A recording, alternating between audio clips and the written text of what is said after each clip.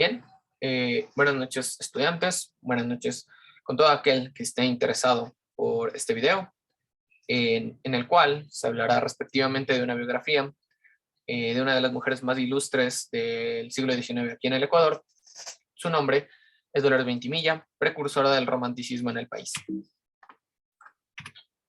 En esta clase hablaremos principalmente de 4 ámbitos. El primero es su biografía, en el cual se tomarán datos claves ampliamente conocidos, se podría decir, sobre la adolescencia, sobre su educación, sobre su niñez, de Dolores Ventimilla, pero particularmente se tomará en cuenta 3 pasajes de su escrito Recuerdos, en el que ella reflexiona sobre su pasado, básicamente, y de la adolescencia, particularmente hablando tanto de su vida social, su interacción con la sociedad, como de su interacción con su primer amor, quien lo será básicamente para toda la vida.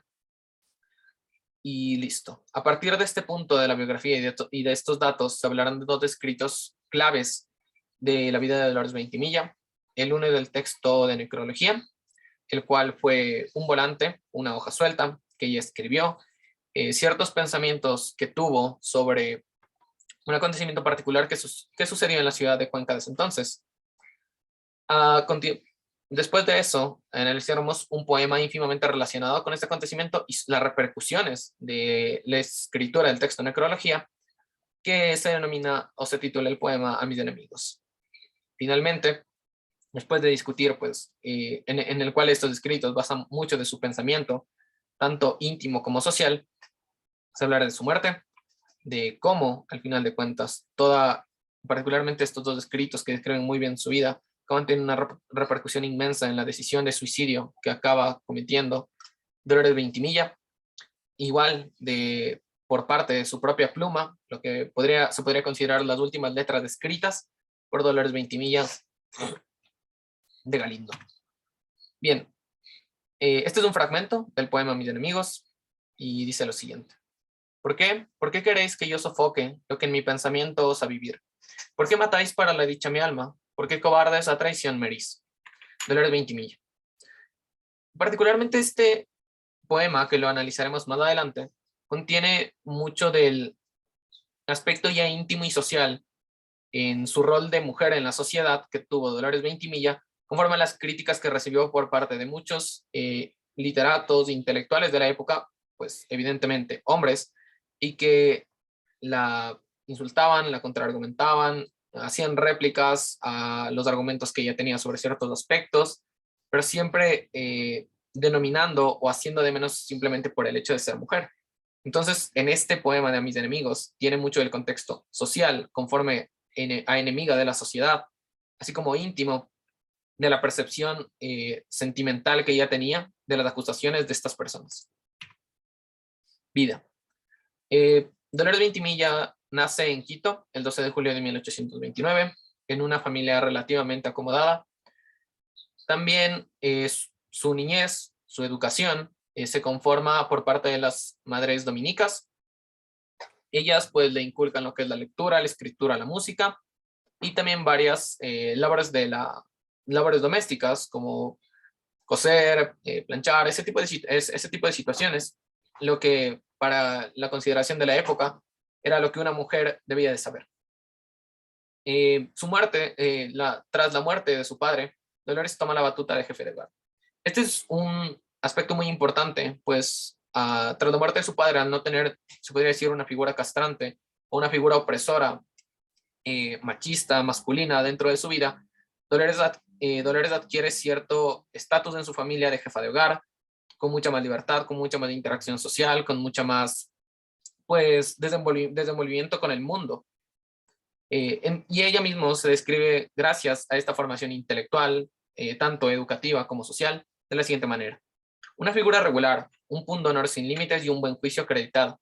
Hicieron obtener las consideraciones de todas las personas de las distintas clases sociales de mi patria. No se puede decir nada más.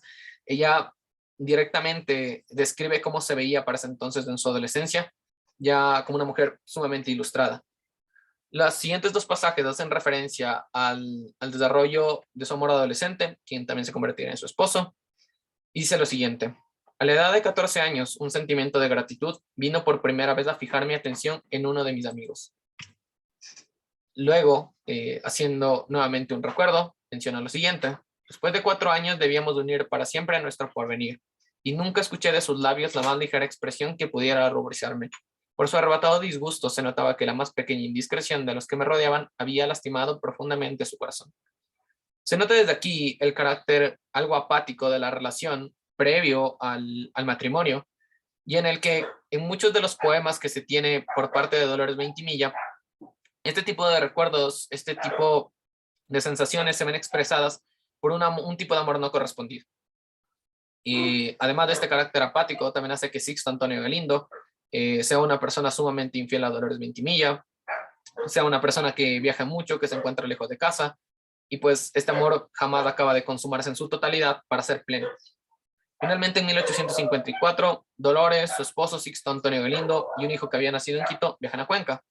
Este viaje es clave, porque si bien ella sí se desenvolvía muy bien en los círculos intelectuales y en los círculos sociales de la ciudad de Cuenca, conforme pasa el tiempo no se podía pues ignorar que se vivía en una sociedad enteramente machista, por lo que poco a poco se siente cada vez más enajenada de este tipo de círculos sociales, de este tipo de círculos de intelectuales, añadiendo de que su esposo la deja abandonada, yendo a viajar para Centroamérica, y se encuentra pues en entera soledad de alguna manera. La situación se agrava con la condena a muerte por parte del Tribunal de Azuay contra Tiburcio Lucero, un indígena acusado de parricidio. Esta condena a muerte que afecta directamente a Dolores, sobre todo de alguna manera con un tema social, de lo que está pasando en la sociedad ecuatoriana, pues con las personas, ¿no? Se siente muy afligida por lo que le ocurre a los otros y lo expresa de la siguiente manera: que allí tu cuerpo descansa en paz, pobre fracción de una clase perseguida, que pronto una generación más civilizada y humanitaria que la actual venga a borrar el código de la patria de tus antepasados, la pena de muerte. Es evidente, dejen claro el alegato contra la pena de muerte y contra la persecución indígena, que para ese entonces pues era un paradigma sumamente impuesto, sumamente aceptado por los círculos de intelectuales aristócratas, por la sociedad en general, y Dolores Ventimilla de alguna manera era una adelantada a su tiempo en el sentido de activismo en favor de la no persecución de las poblaciones indígenas, y en favor también de pues evitar o quitar la pena de muerte. Se podría, inclusive cabe la pregunta de que si ya somos o no la generación más civilizada y humanitaria que Dolores Ventimilla hubiera esperado. Entre este tipo de situaciones también ya se conforma una controversia contra Dolores Ventimilla por su manera de pensar. Y lo más grave de este tipo de cosas es que no se veía directamente el argumento de pensamiento que ella tenía sobre cuestiones del país, sino que únicamente se hacía un argumento o una falacia argumental contra ella por el hecho de ser mujer.